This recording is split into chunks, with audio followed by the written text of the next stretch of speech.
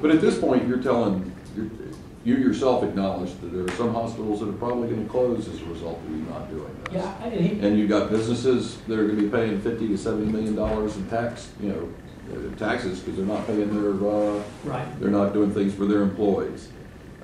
You've got the 170,000 people, and you're just saying, our way or the highway.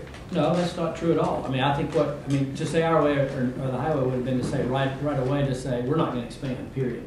Doesn't matter when you say no. I mean, you wait until the end, but you still said no. Just like you did on the exchanges. We don't think our proposal's dead. That's our point. We don't think our proposal's dead, or we wouldn't have. I mean, I'm not just throwing it out there to get out of a jam here.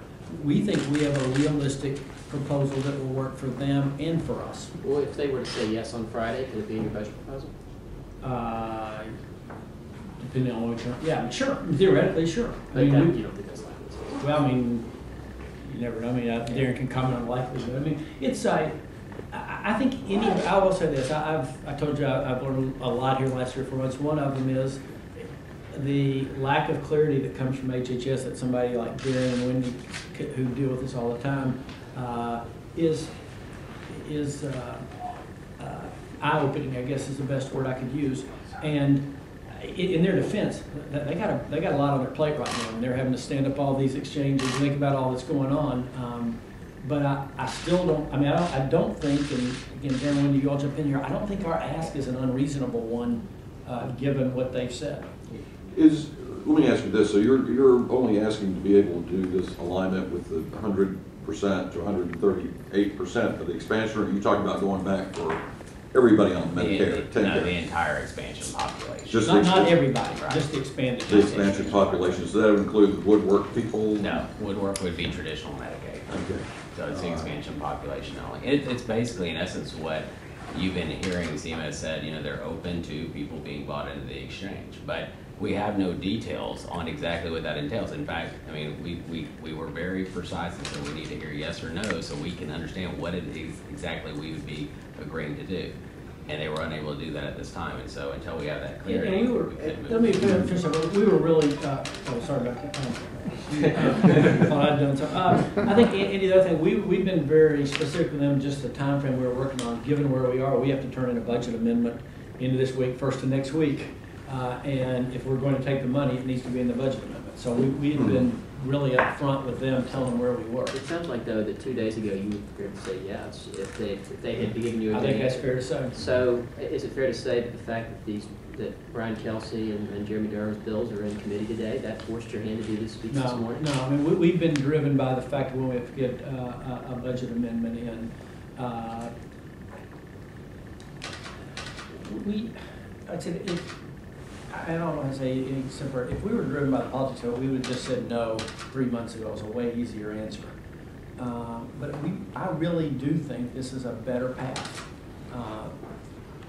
What about is this the only path that you can take to get this through this with your fellow Republicans? Oh, you mean politically? Yeah, that's a fair. I don't know that. It's a fair question. I mean, I've said we were going to try to get to the right answer.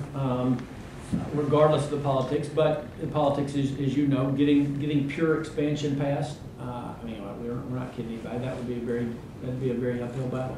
What about those bills that are pending today? Do you still oppose those, or are you okay with that now? No, we do, because in their present form, I mean, they could be amended to something that we're okay with. Mm-hmm. But in their present form, I think it takes some power away from us. And what we've told them is, hey guys, we're not going to expand this without your approval. Mm-hmm. I mean, I've said that as plainly as I could 30 minutes ago. You have taken a different approach and sort of striking, like Ohio and Arkansas have said yes and then talking. You're saying no and then talking. Well, I mean, I don't know if they said that. Well, the Ohio governor, everybody's a little different. The Ohio governor has proposed it and said he would like to do this and is working on it. Mm-hmm. Arkansas governor has presented that. He's got a situation in Arkansas where to pass it, he's got a Republican legislature, he's got to get 2/3 approval. Mm-hmm. And so he's working on the political realities there as well. One piece that we still were waiting for was hearing back from CMS HHS, and we had that conversation late Monday evening, which we were hoping, and we had indicated even in our prior discussions with them, we really need yes or no on these different items so we can we know exactly what we'd be committing ourselves to in the state to, and that occurred late Monday evening, and there was not a single definitive no or a single definitive yes, and they said, we'll work with you. And What were some of those items? And to make it the easiest way to explain, one, I'll hit a couple of high ones, and some are not very different than what Arkansas has been purporting to do, which is the option for the expansion population would only be being bought into the exchange, not basically having multiple pathways, but just going through the exchange. Making probably the easiest way to explain some grouping and several others is we would like it to be very much like the commercial product that's on the exchange to the greatest extent possible. We think that makes sense, and really, if you look at it, and the governor's hit on this, many of the folks that we're talking about here, if we weren't to expand, would get exactly what we're asking for.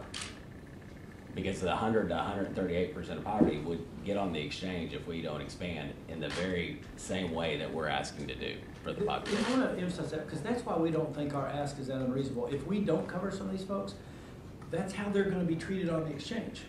They're just not going to be in the population that we're covering. Do you feel like the feds might have given you more benefit of that had you not punted on the exchanges as well? I really don't think there's any connection. I mean, I honestly don't. And we were very specific, Alex, and I had a conversation with Secretary Sebelius last week.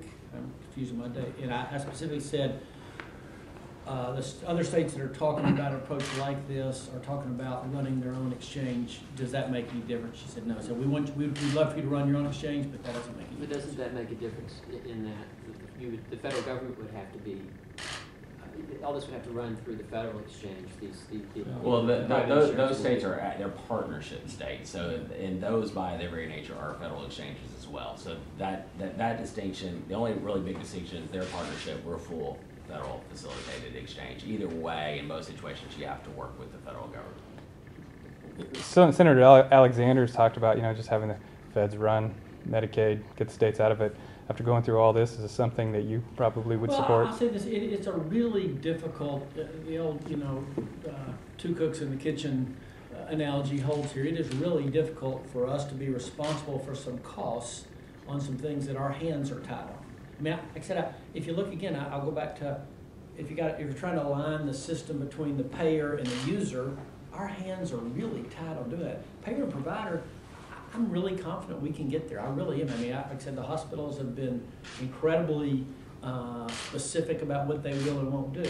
It's just on the other side to get that alignment is so difficult, and yet, even though they're the feds are the majority payer, it's still a big, I mean, it's 25% of our budget. If you look at what's pushing healthcare, pushing federal costs, it's all healthcare. It's all healthcare, and to think that eventually, when Washington comes back and eventually they got to address entitlements. I don't care if you're liberal or conservative, because whatever you care about is being squeezed out of the budget. I mean, whether it's Head Start or military or whatever, it's all being squeezed out of the budget by healthcare. They've got to come back and address it at some point in time. And there's no way. I'm trying to think. Okay, so they're going to agree to something to where, the feds are paying 90% of this long term. What do you say to these 180,000 people who are going to go without health insurance while you guys try to reinvent the wheel here?